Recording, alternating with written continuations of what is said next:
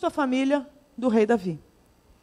E essa é uma história assim tão antiga, mas ao mesmo tempo tão contemporânea. É uma história que parece assim, já que aconteceu e está registrada, então a gente já aprendeu com ela, ela não se repete, e não é o caso. Nós continuamos vendo essa história se repetindo. E eu sou filha e neta de professores de história, então eu cresci ouvindo meu pai me ensinar. Um tremendo historiador, me ensinar. Filha, a história existe para a gente aprender com ela. Para a gente, inclusive, não repetir os mesmos erros. Eu fico impressionada porque Deus fez questão de registrar o vexame numa família especial para ele. Né? De uma pessoa muito assim especial na história de Deus, né? da intervenção de Deus na terra. Que é a história do rei Davi. E, de repente, Deus deixa isso registrado e a minha pergunta é, por quê?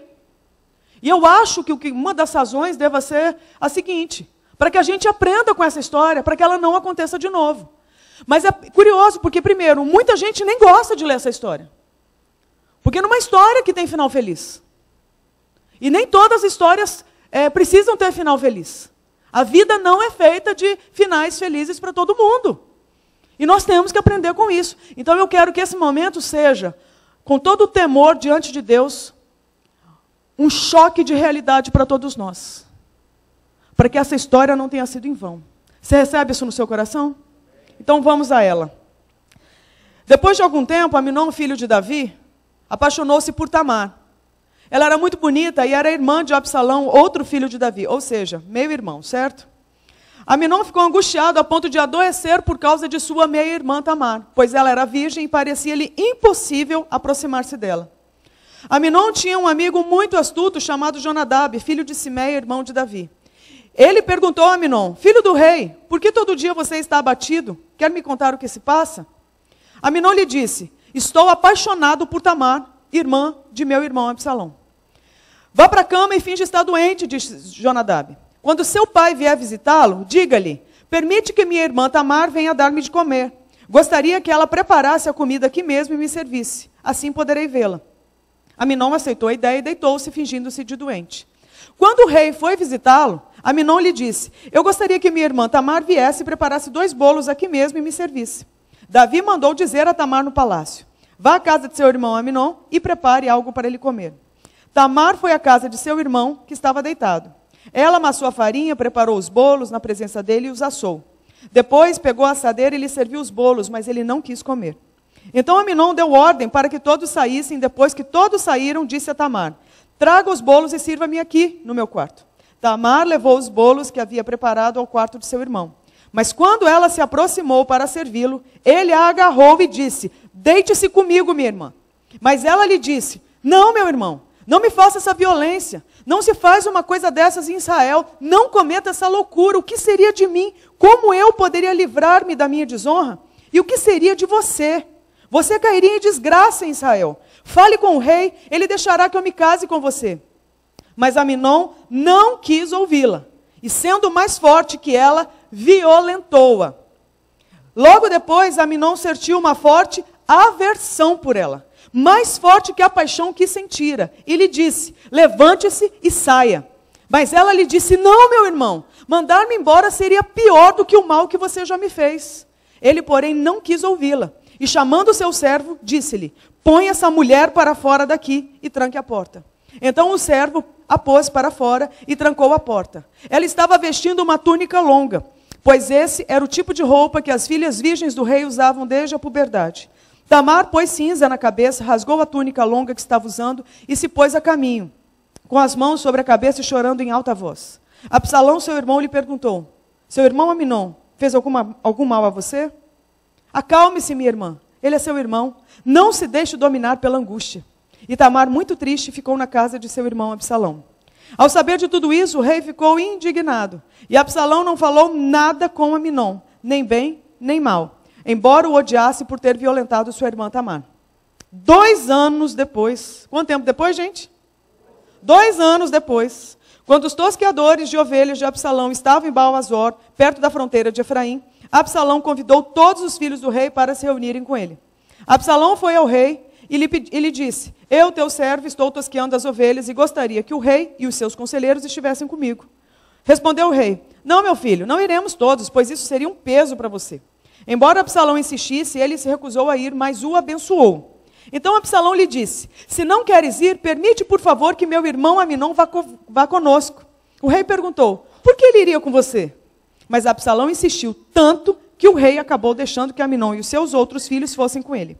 Absalão ordenou aos seus homens: ouçam, quando Aminon estiver embriagado de vinho e eu disser, matem Aminon, vocês o matarão. Não tenham medo, eu assumo a responsabilidade. Sejam fortes e corajosos. Assim, os homens de Absalão mataram Aminon, obedecendo às suas ordens. Então todos os filhos do rei montaram em suas mulas e fugiram. Estando eles ainda a caminho, chegou a seguinte notícia ao rei: Absalão matou todos os teus filhos, nenhum deles escapou. O rei levantou-se, rasgou as suas vestes, prostrou-se com o rosto em terra, e todos os conselheiros que estavam com ele também rasgaram as vestes. Mas Jonadab, filho de Simei, irmão de Davi, disse: não pense o meu senhor que mataram todos os seus filhos. Somente Aminon foi morto. Essa era a intenção de Absalão desde o dia em que Aminon violentou Tamar, irmã dele.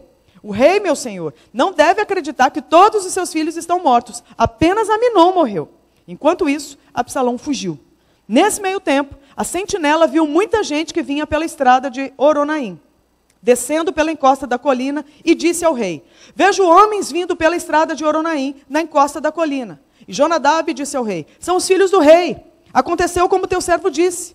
Acabando de falar os filhos do rei chegaram, chorando em alta voz. Também o rei e todos os seus conselheiros choraram muito. Absalão fugiu para o território de Talmai, filho de Amiúde, rei de Gesur.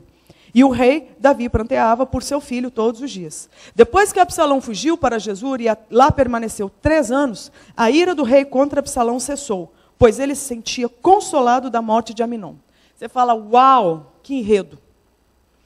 E aí você talvez esteja se perguntando: então, mas sobre o que nós vamos ouvir diante de uma história tão rica como essa?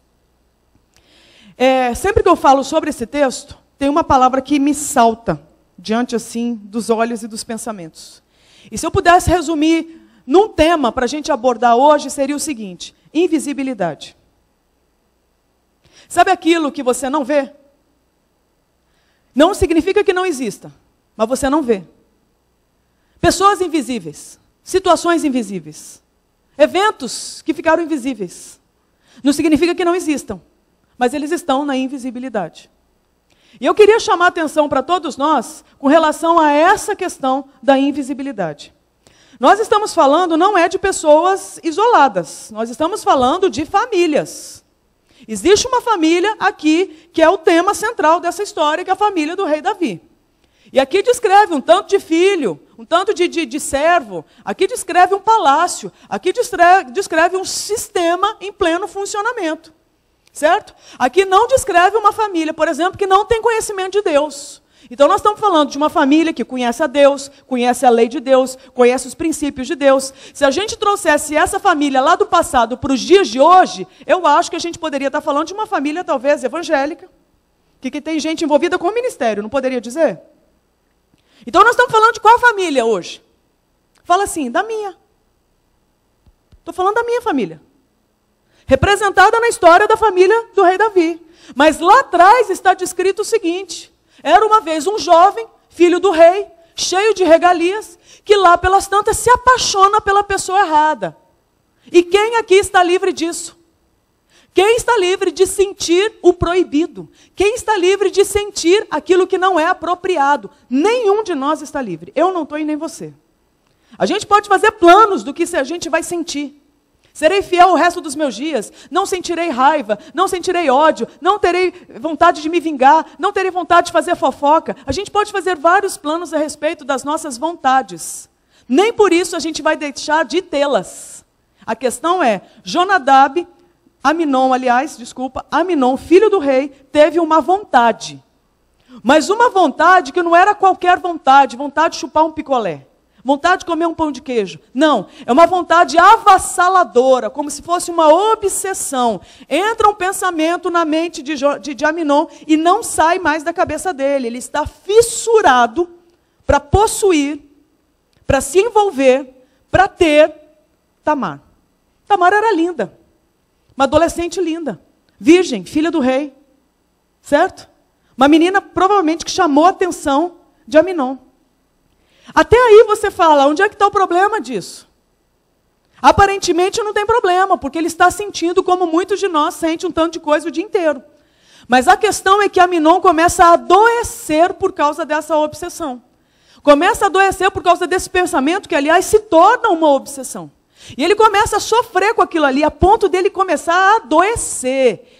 Então, há traduções que dizem que ele adoece, há traduções que dizem que ele fica atormentado por causa da obsessão por Tamar. E aquilo ali fica martirizando aquele rapaz. A minha pergunta é, quem notou? Quem notou? Em algum versículo você viu o pai chamando o filho para conversar? A mãe?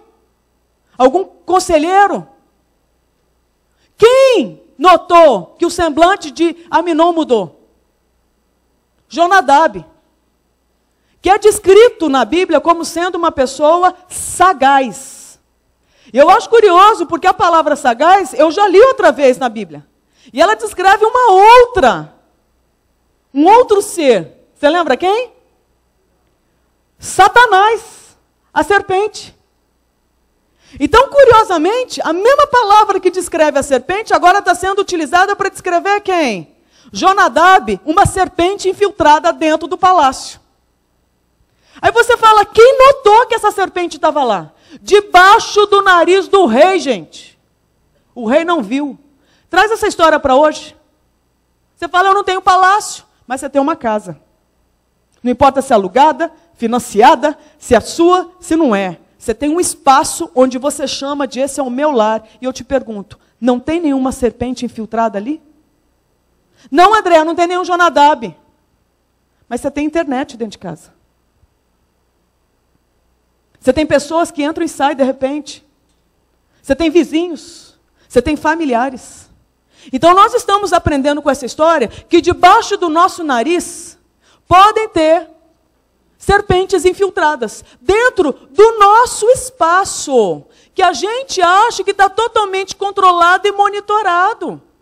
E eu quero te dizer que nem na família de Davi o ambiente era plenamente seguro, porque a serpente estava lá dentro, inclusive com o aval do rei, bancado pelo rei, financiado pelo rei, com livre acesso aos tesouros do rei. Que eu estou dizendo, chamando de tesouro, não são as posses, o patrimônio material, mas a família, os herdeiros do rei. Resultado, de todos que poderiam ter notado o semblante caído naquele rapaz, quem nota? A serpente. Sabe o que eu quero te chamar a atenção? Sabe quando a gente não dá atenção para aqueles que estão próximos de nós? O nome disso é invisibilidade. Eles estão ao nosso lado e a gente não vê. Eles estão emitindo sinais e a gente não nota. Eles estão pedindo socorro e a gente não ouve. Aminon estava desfigurado por causa da obsessão por Tamar. Ninguém notou. Sabe quem nota? Se os de bem não notam, os de mal notam. Essa é a hora que as serpentes estão prontas para dar o bote. O menino está mexido, o menino está vulnerável, o menino está transtornado. Já que ninguém faz nada, eu vou aproveitar a oportunidade. A serpente Jonadab vai lá e dá o bote. O que você tem, filho do rei? Você está tão abatido? Abre seu coração, conta para mim, eu estou te ouvindo. O que tem de adolescente sendo assediado por pedófilo, por traficante de gente, por traficante de droga, debaixo do nariz dos pais, os pais não notam, não é brincadeira. O que tem de marido que está louco para desabafar alguma coisa com a esposa e a esposa não dá oportunidade, não é brincadeira. O que tem de esposa que está louca para ser ouvida pelo marido e não tem tempo para ela, para ouvi-la, não é brincadeira. O que tem de criança que está sofrendo bullying na escola, abuso sexual dentro de casa e ninguém nota, não é brincadeira. O nome disso é invisibilidade. Debaixo do nosso nariz, os sinais estão todos ali. Quem nota, os de mal notam, já que os de bem estão ocupados demais. Aconteceu isso na família de Davi. Será que não pode acontecer na minha? Eu acho que pode acontecer na minha, se ainda estiver invisibilidade reinando na minha família. Resultado. Jonadab recebe, então, a abertura de coração de Aminon. Aminon abre o coração. E Jonadab não tem a menor dificuldade em dar um conselho. Filho do rei, parte para cima, seu cara, seu filho do rei, você é tudo de bom, meu amigo. Você tem Davi por trás, você pode tudo. Arma uma emboscada para essa menina e abocanha essa menina. O que é essa menina perto do seu desejo, meu amigo? Parte para cima. Resultado, Aminon se apropria daquele conselho do inferno, arruma um esquema, com o aval do próprio pai, sem saber de nada, arma para Tamar. E eu acho triste porque tem tradução que fala que Tamar prontamente foi para a casa do irmão, quando o pai falou, vai lá e serve o seu irmão. Então nós estamos falando de uma menina que sai de casa, bota uma veste toda colorida, porque é escrito, né, que essa era a roupa que as princesas virgens usavam na época. Então ela vai toda coloridinha visitar o irmão enfermo. Quando chega lá, ela acha estranho. Por quê? Para começar, ela começa a preparar os bolos e o cara de repente não quer comer. Ela fala assim, ué, deve ter achado estranho. E de repente o irmão fala assim, viu, entra aqui no meu quarto. Algo impróprio. Concorda? Não é apropriado. Mas ela, diante das circunstâncias, bom, meu pai mandou, estou na casa dele, ele é meu irmão, então eu estou indo. Então ela está se expondo cada vez mais ao risco. Chega uma hora, Aminon dá ordem para os guardas, corrompe inclusive o sistema e fala, sumam daqui, quero estar sozinho com ela. E de repente Aminon já puxa o quê? Tamar para dentro do quarto. E chega junto e fala, deita comigo, minha irmã. Eu acho curioso porque Tamar, ela era tão convicta de quem ela era, que ela chega e fala o quê? Não. Não, meu irmão. Acho triste porque ela está tentando lembrar Aminon de que eles são irmãos e não amantes. Então nós estamos falando de uma pessoa que está lutando contra a violência sexual, mas ela não tem força para conter o cara, que é mais forte com ela, e ela é estuprada nesse dia. Eu acho triste porque ela deve ter se debatido.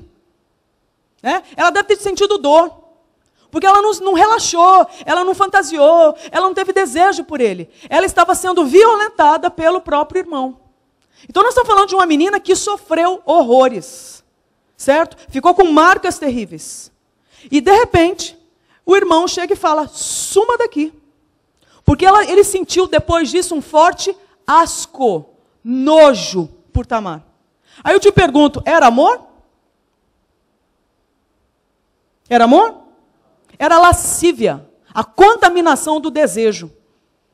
Então ele simplesmente se apropria do direito de fazer o que ele quer com aquela menina.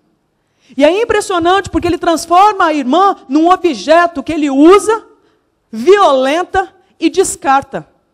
Só que ela continua viva. Certo? Ela continua falando, não faça isso, vai ser uma desgraça para você e para mim. Não é assim que se faz aqui em Israel.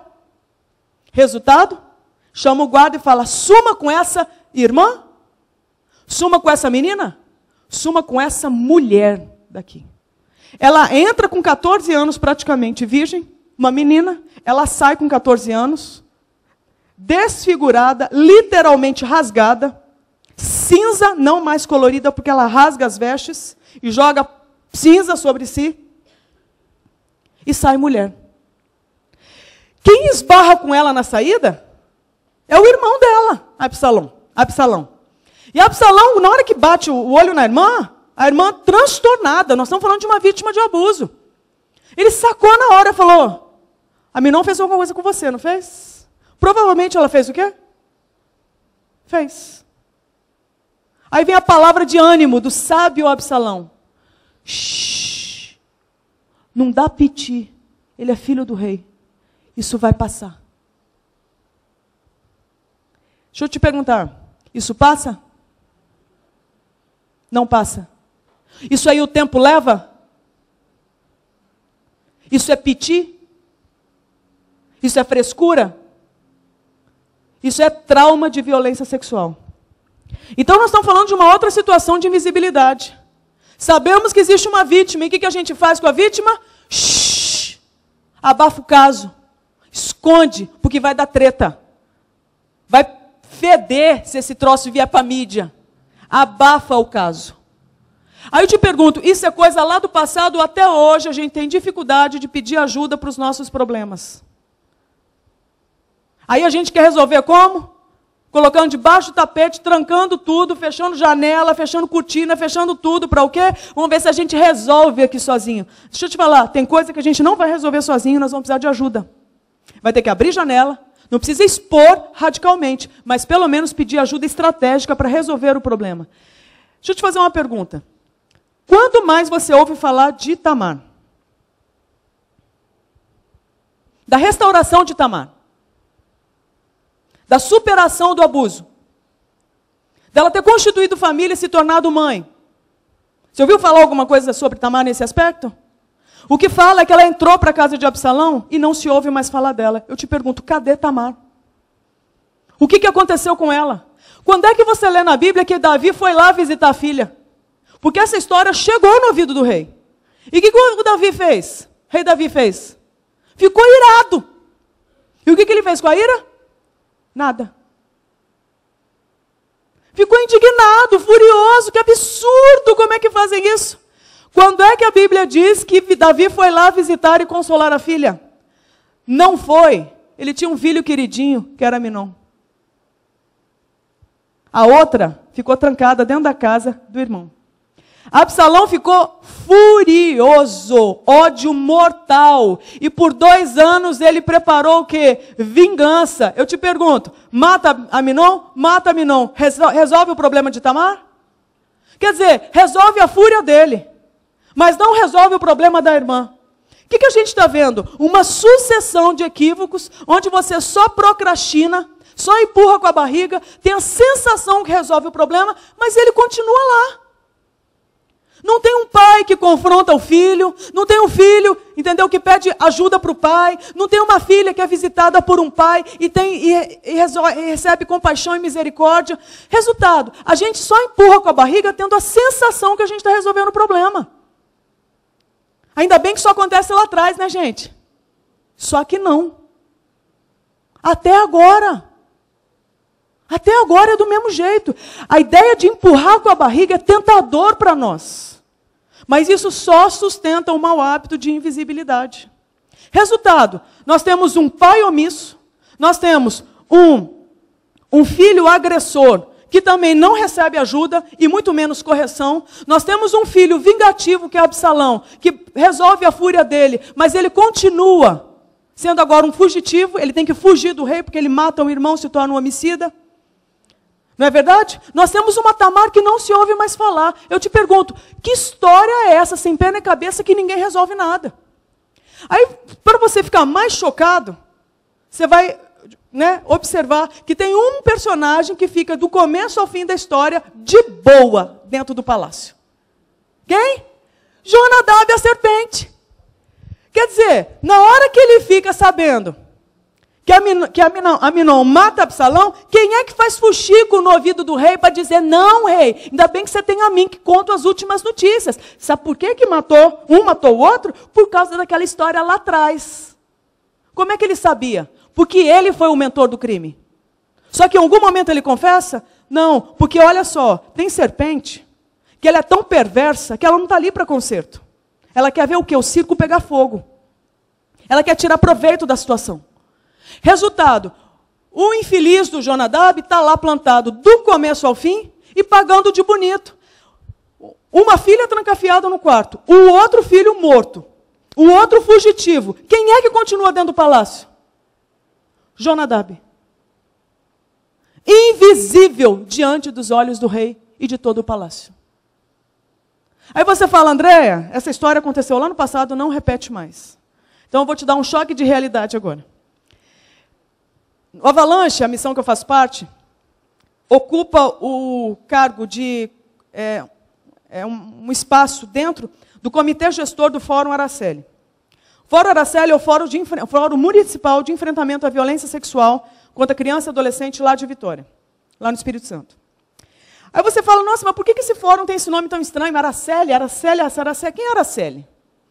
Talvez muitos de vocês se lembrem que em 73... uma menininha de 9 anos desapareceu, saindo da escola, lá em Vitória. Ela foi para a escola, a mãe escreveu na agenda para a professora, libera minha filha antes para ela pegar ônibus.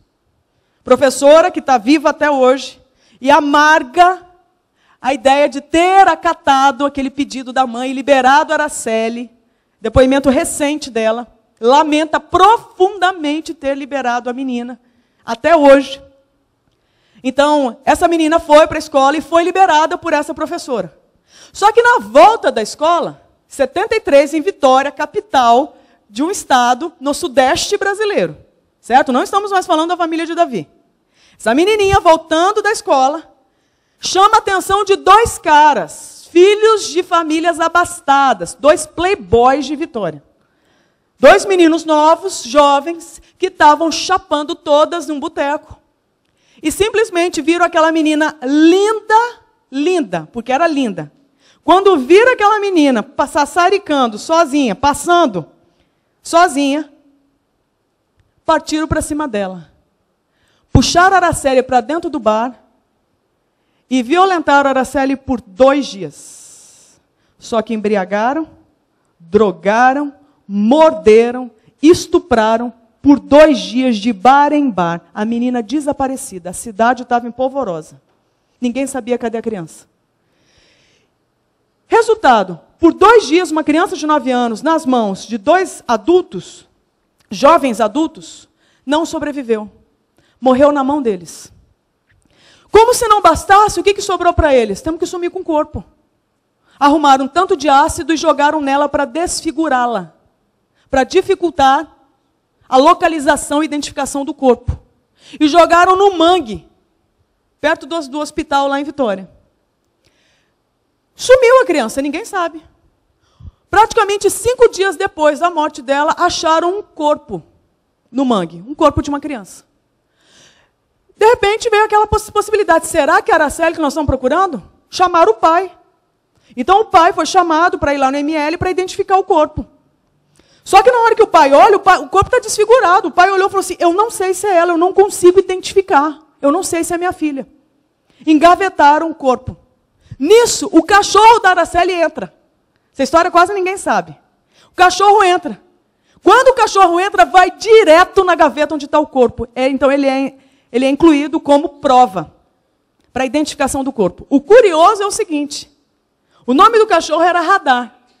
E quem deu o nome foi Araceli. E quando a Araceli ganhou esse cachorrinho, olhou para ele e falou, seu nome vai ser Radar, para você sempre me encontrar. Aí você fala, o que essa história tem a ver? Araceli morreu, ela não sobreviveu como Tamar. Um cachorro identificou porque ninguém deu conta. Te pergunto, o que aconteceu com os 2 agressores? Fala assim, nada. Estão soltos até hoje, com direito a nome de avenida na cidade. Aí você fala, ainda bem que só aconteceu na Bíblia, e ainda bem que só aconteceu em Vitória. Só que isso está acontecendo o tempo inteiro. Então veja bem, nós temos uma situação aqui que eu queria que a gente observasse. Nós estamos num grupo aqui, onde vocês devem se conhecer, talvez em alguns casos de décadas, não é possível? Né? De décadas. Nós temos pessoas novas fazendo parte da igreja, né? Pessoas vindo fazer parte, famílias novas vindo fazer parte. Nós estamos vivendo no Brasil um crescimento da igreja evangélica. Recentemente eu fiz uma pesquisa, eu vi que acho que foi em 2014, em média se abria uma igreja ou 2 igrejas a cada 12 horas. Assim, é muita igreja pipocando no Brasil. É muita gente aceitando Jesus, é muita gente inchando a igreja evangélica. Enchendo e inchando a igreja evangélica.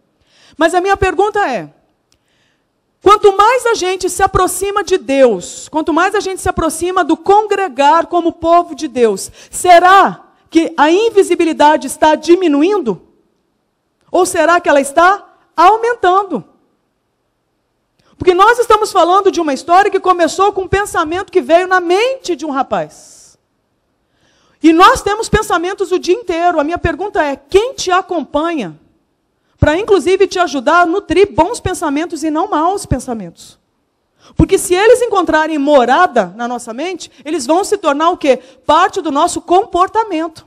Eu não estou livre de receber um mau pensamento na minha mente. Mas eu posso agora, se bem orientada, recusar esse mau pensamento para ele não estabelecer uma morada na minha vida e transformar isso aí num comportamento, numa atitude.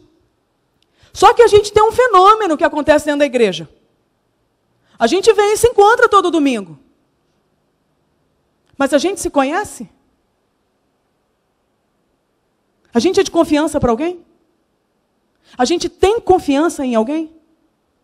Você tem um ombro a recorrer quando a dor aperta seu coração? Quando a notícia trágica de um problema de saúde chega na sua família? Quando uma depressão bate à sua porta? Quando pensamentos de suicídio te atormentam? Quando o medo da morte te incomoda?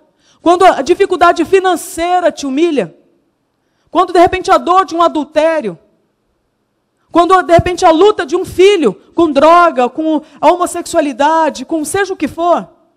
Nós temos a quem recorrer?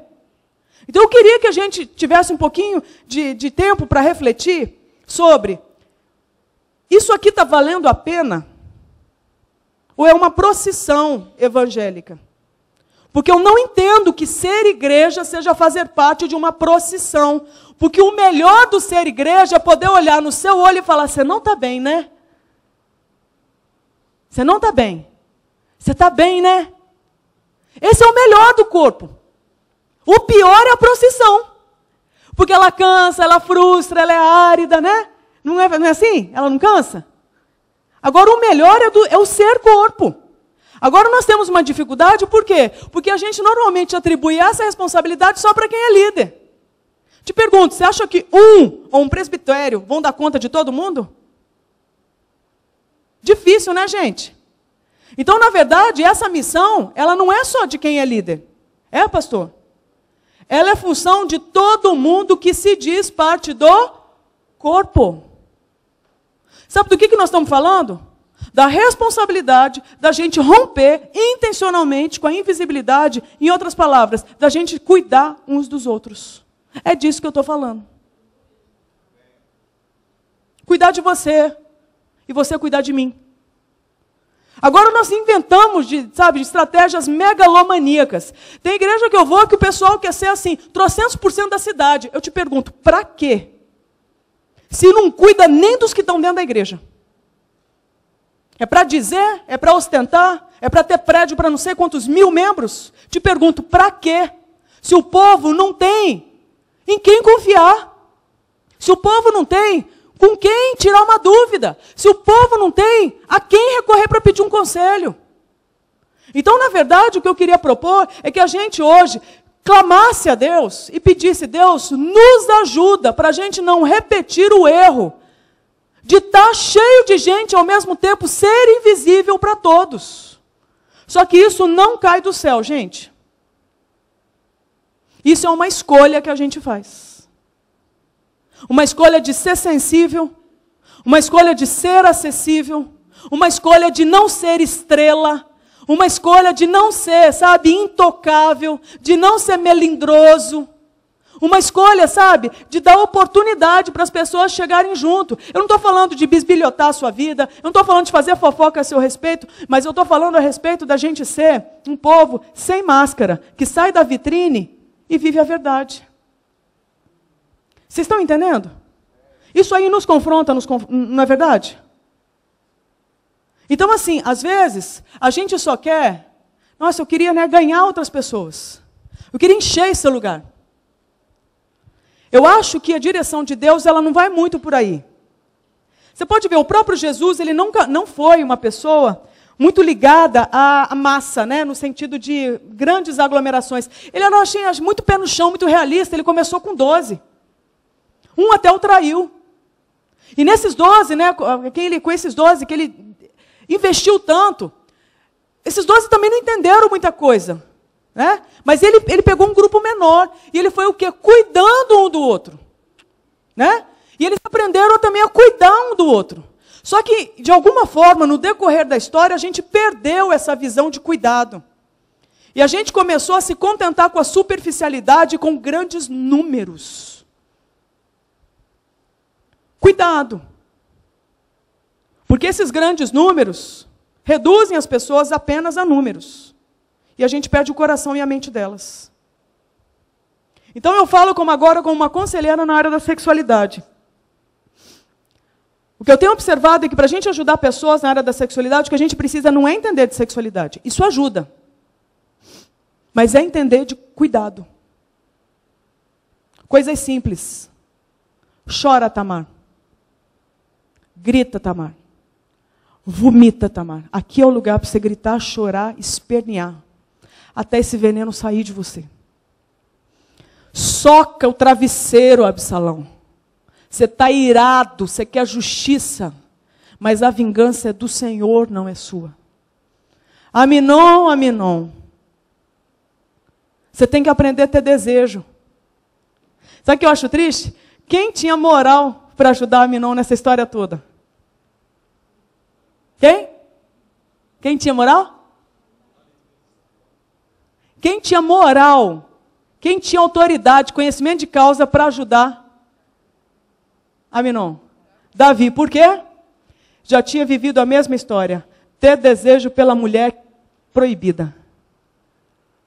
Então o que a gente observa? Uma tendência de muitos de nós de abafar o caso, empurrar com a barriga, fazer de conta que não está acontecendo e que isso vai resolver. Sabe o que eu aprendo com essa história? Aquilo que eu não resolvo na minha história vai estourar na minha próxima geração. Não é isso que a história mostra? Não resolvi hoje, vai estourar lá. Fala, meu querido. Tem a ver no mandamento. Deus prometeu lá em Gênesis que abençoaria a família até terceira e quarta geração daqueles que o amavam. E até 1000 gerações dos que amavam, negativamente até a terceira e quarta. Então a gente vê um padrão mórbido em Davi. Desobedece lá, não trata, o troço estoura ali na frente. Entende? Então nós temos que aprender isso. Então eu quero deixar como conclusão o seguinte. Não tenhamos a ilusão de que família perfeita existe. Muito menos que casamento perfeito existe. Eu aprendi com o pastor Jeremias Pereira, lá da 8ª, que família perfeita, casal perfeito, é um sistema basicamente marcado por um ponto. Gente que se perdoa. Né? Uma coisa eu tenho aprendido como conselheira na área da sexualidade. O que a gente precisa não é não ter problema. Porque teremos. O mundo jaz no maligno. E nesse mundo nós teremos o quê? Aflições. Então, malignidade e aflições vão nos acompanhar. A questão é, o que seria ser perfeito? É não ter problema? Não. É resolver o problema que aparece.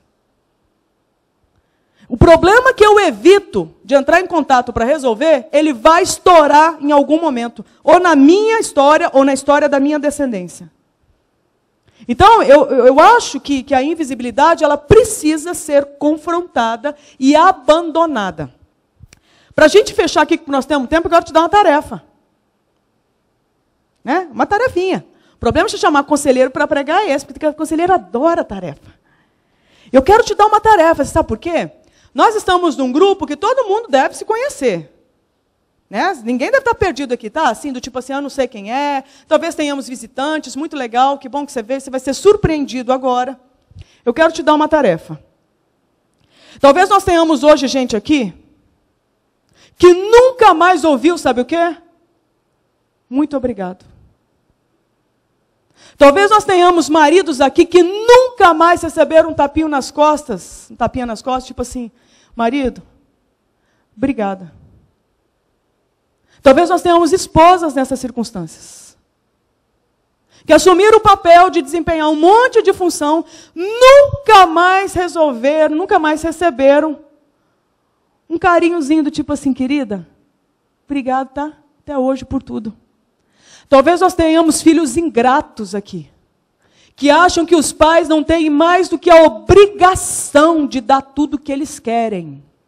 Talvez nós tenhamos pais insensíveis, que nunca mais parabenizaram os filhos pelo esforço que eles têm tido de agradar vocês.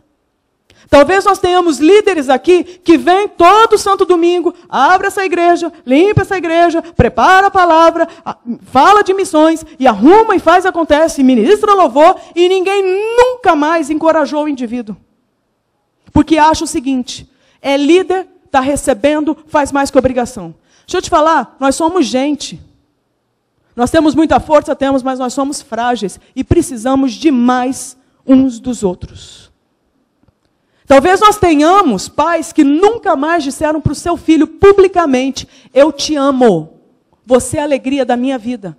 Talvez nós tenhamos jovens que estão vindo e estão lutando sozinhos, porque não tem um pai e uma mãe crente, não tem um amigo crente na faculdade ou na escola, e ninguém encoraja o indivíduo de falar assim, cara, você está de parabéns, porque você é um lutador, você é um guerreiro.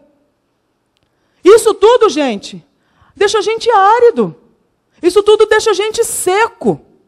E eu te pergunto, corpo que é corpo, vai deixar o próprio corpo ficar assim? Se a gente realmente é corpo, o que a gente precisa fazer? Ministrar no próprio corpo. Então, mais do que tentar ganhar o mundo, vamos ganhar os irmãos.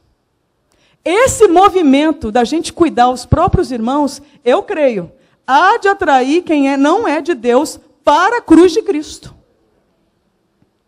Porque o povo lá fora vai querer saber o que está acontecendo que esse povo se ama.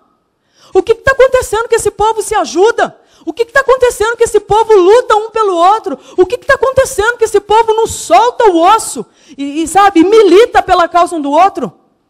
Isso, para quem está lá fora, não conhece paz, não conhece graça, não conhece amor, nem esperança, vai incomodar a ponto de o quê? Cara, eu quero lá ver qual é, só pode ser Deus. Então Deus existe? Então é para lá que eu vou.